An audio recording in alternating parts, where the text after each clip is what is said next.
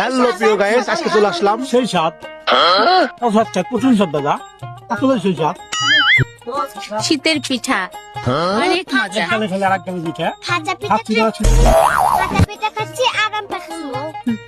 কি খাচ্ছ তুমি?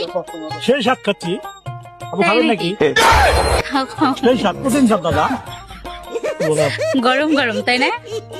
গরম গরম অনেক স্বাদ। মিমি তুমি কি খাচ্ছ? অনেক মজা খাচ্ছি।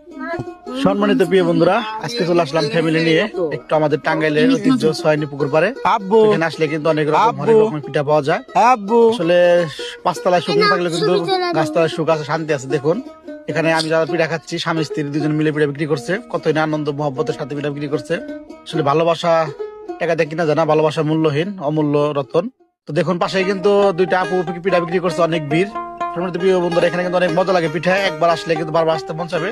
তো সকলে চলে আসবেন আমাদের টাঙ্গাইল শহরের পানিকেন্দ্র সয়নি বাজার, সয়নি পুকুর পাড়ের এই পিঠার ঐতিহ্য দেখুন কত সুন্দর ভিউ।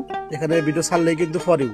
তো সবাইকে জানাই আমার পক্ষ থেকে এক বুক ভরা ভালোবাসা। খালবিল নদী চর গদারির বোন, টাঙ্গাইলের শাড়ি আমার গর্বের দন। সে টাঙ্গাইল জেলা আমার জন্মভূমি। তো এই টাঙ্গাইলে আমার বসবাস করি। তো আমার সন্তানের জন্য সবাই দোয়া করবেন। আমার সন্তান কিন্তু অনেক মজা করে পিঠা খাচ্ছে, আর সকলের সন্তানকে নিয়ে ফ্যামিলিকে নিয়ে একটু আসার চেষ্টা করবে, আসলে মনটা ভালো হয়ে যাবে। তো সকলে ভালো থাকবেন, আমাদের জন্য দোয়া করবেন, মানুষ মানুষের জন্য, জীবন জীবনের জন্য। তো আজকের মতো এখানে বিদায় নিচ্ছি, আবার দেখা হবে কোনো এক সময় আপনাদের সাথে। আর ভিডিওটা যদি ভালো লাগে অবশ্যই লাইক কমেন্ট দিয়ে শেয়ার করে অনেকে দেখার সুযোগ করে দিবেন। তো সকলে ভালো থাকবেন, আজকের মতো বিদায় নিচ্ছি, খোদা হাফেজ।